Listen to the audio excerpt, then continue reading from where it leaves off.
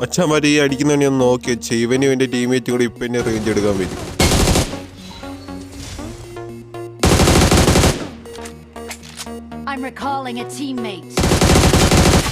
മച്ചാമാര് ചെറിയൊരു 1v3 ആണെന്ന് കണ്ടു നോക്ക്. ഇപ്പോഴാമാര് റേഞ്ച് എടുക്കാൻ വരുന്നത്.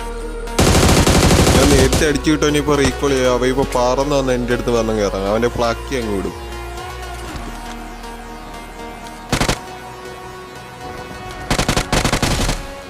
റിവെഞ്ച് എടുക്കാൻ വന്ന മച്ചമാര് ഊമ്പിപ്പോയെന്ന്.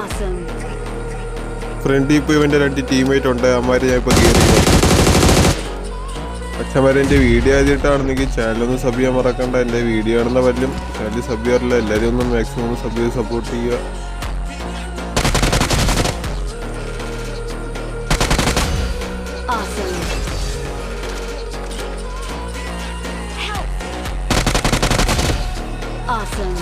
ഇപ്പൊ എത്രയോളം മച്ചമാരെ ശരിയെന്നാ.